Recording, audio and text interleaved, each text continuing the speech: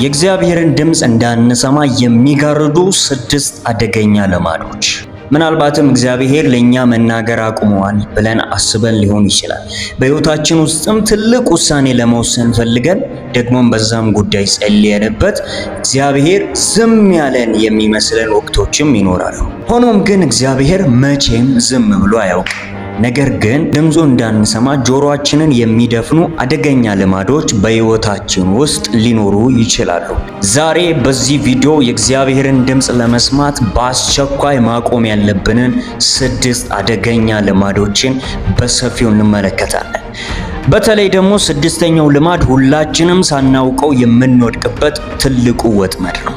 እስከ መጨረሻው አብራችሁን ቆዩ። ለዚህ ቻናል አዲስ የሆናችሁ እንኳን ደህና መጣችሁ። ቻናላችንን ሰብስክራይብ በማድረግ ቤተሰብ መሆን እንዳትረሱ። ይሄ ቪዲዮ ለብዙ ሰዎችም እንዲደርስ እስኪ ላይክ አድርጉ። ላይክ አረጋችሁ ዝግጁ ከሆናችሁ ወደ ጉዳያችን እንግባ። የመጀመሪያው ልማድ የዕለት ተዕለት ጫጫታ ነው። በሶሻል ሚዲያ፣ በዜና፣ በወሬና በስራ ተወጥረናል።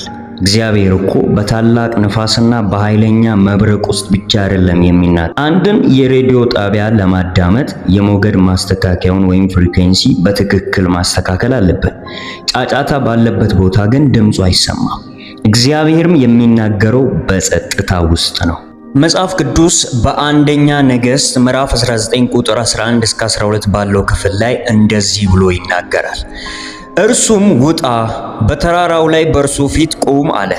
እነሆም እግዚአብሔር አለፈ፣ በእግዚአብሔርም ፊት ትልቅና ብርቱ ነፋስ ተራሮችን ሰነጠቀ፣ አለቶችንም ሰባበረ።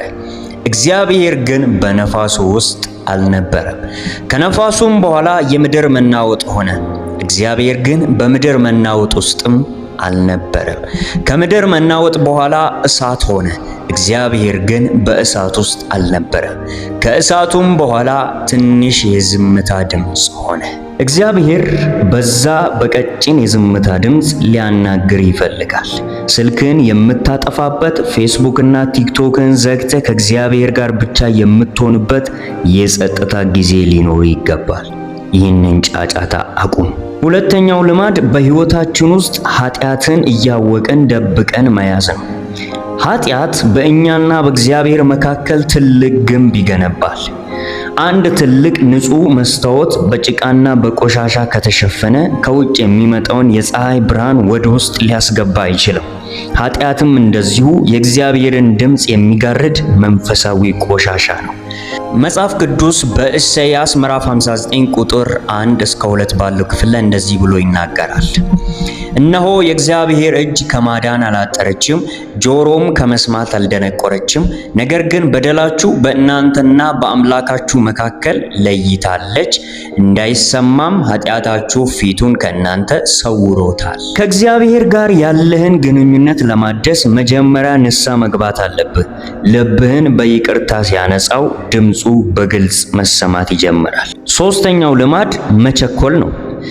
እኛ የምንኖረው በማይክሮዌቭ ትውልድ ውስጥ ነው። ሁሉንም ነገር አሁኑኑ እንፈልጋለን። ወደ እግዚአብሔር እንጸልይና ምላሹን ሳንጠብቅ ወዲያውኑ እንነሳለን። አንድ ዘር መሬት ውስጥ ዘርተ በየ5 ደቂቃው እየቆፈርክ በቀለ ወይስ አልበቀለም፣ በቀለ ወይስ አልበቀለም ብለህ ብታይ ዘሩ ይበላሻል እንጂ አያድግም። የእግዚአብሔርም ድምፅ ፍሬ ለማፍራት ጊዜ ይፈልጋል። መጽሐፍ ቅዱስ በመዝሙረ ዳዊት ምዕራፍ 46 ቁጥር 10 ላይ እንደዚህ ብሎ ይናገራል። እረፉ፣ እኔም አምላክ እንደሆን እወቁ። በአሕዛብ ዘንድ ከፍ ከፍ እላለሁ፣ በምድርም ላይ ከፍ ከፍ እላለሁ ይላል። እረፉ ማለት ሩጫችሁን አቁሙ፣ ተረጋጉ ማለት ነው። በእግዚአብሔር ፊት መቆየትን ልመድ። እርሱ በራሱ ጊዜና ሰዓት ይናገራል። አራተኛው ልማድ እጅግ የሚገርም ነው። ብዙ ጊዜ ወደ እግዚአብሔር የምንመጣው እግዚአብሔር ሆይ ምን ላድርግ ብለን ለመጠየቅ ሳይሆን እኛ የወሰነውን ውሳኔ እግዚአብሔር ሆይ ባርክልኝ ወደ ሐኪም ቤት ሄደ ዶክተር ሆይ ታምም ያለው ነገር ግን የምትሰጠኝን መድኃኒት እኔ ራሴ ነኝ የምመርጠው ብትለው ሕክምናው ትክክል አይሆንም። እኛም በእግዚአብሔር ላይ የራሳችንን ሐሳብ መጫን የለብንም። መጽሐፍ ቅዱስ በምሳሌ ምዕራፍ 3 ቁጥር 5 እስከ 6 ባለው ክፍል ላይ እንዲህ ይላል። በፍጹም ልብህ በእግዚአብሔር ታመን፣ በራስህ ማስተዋል አትደገፍ፣ በመንገድህ ሁሉ እርሱን እወቅ፣ እርሱም ጎዳናህን ያቀናልሃል ይለናል።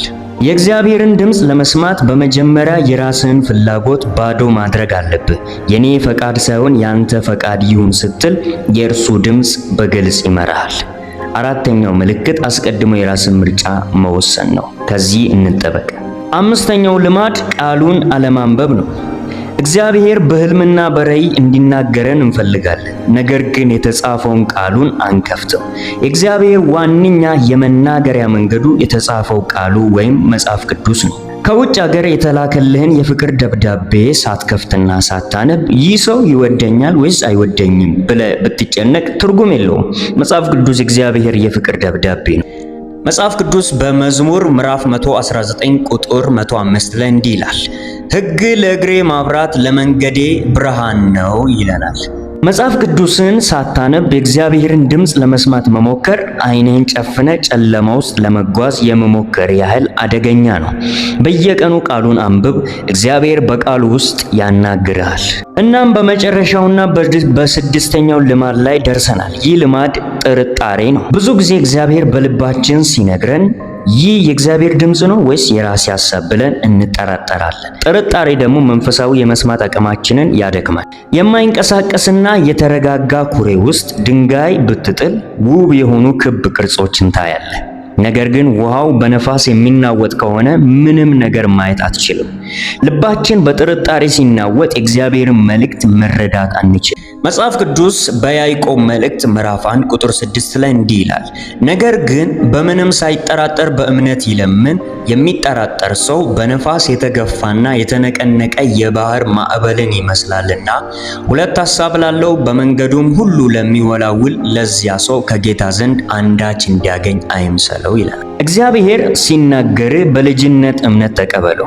እምነት የእግዚአብሔርን ድምፅ የምንቀበልበት መንፈሳዊ አንቴና ነው። እንግዲህ ወዳጆቼ የእግዚአብሔርን ድምፅ ለመስማት ጫጫታን እናስወግድ፣ ኃጢአታችንን እንናዘዝ፣ መቸኮላችንን አቁመን እንታገስ፣ የራሳችንን ሐሳብ ትተን የእግዚአብሔርን ሐሳብ እንያዝ፣ ቅዱስ ቃሉን በየቀኑ እናንብብ፣ ጥርጣሬን አስወግደን በእምነት እንጠብቅ። ዛሬ አንድ ጥያቄ ልጠይቃችሁ።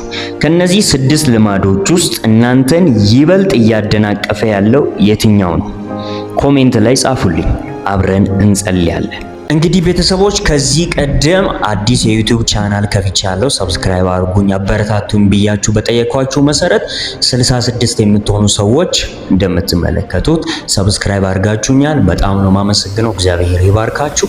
ሆኖም ግን ይሄ በቂ አይደለምና ይህንን ቪዲዮ እያያችሁ ያላችሁ ሰዎች ፕሊስ አሁኑኑ ዩቲዩብ ላይ ገብታችሁ ሰብስክራይብ እንድታደርጉ ቢያንስ 500 ሰብስክራይበር እንድንገባ የራሴን ኮንቴንት እንድሰራ እንድታበረታቱኝ በጌታ ፍቅር ጠይቃችኋለሁ። የቻናሉን ሊንክ ኮሜንት ላይ አስቀምጬላችኋለሁ። ያንን ሊንክ በመጫን ገብታችሁ ሰብስክራይብ እያደረጋችሁ አበረታቱኝ። ወዳችኋለሁ። ምርጥ የሆኑ ይዘቶችን ኮንቴንቶችን ይዤላችሁ እመጣለሁ። ስላዳመጣችሁኝ አመሰግናለሁ። መልካም ጊዜ ይሁንላችሁ። ሀሳብ አስተያየታችሁን ኮሜንት ላይ ጻፉልኝ። ይመቻችሁ።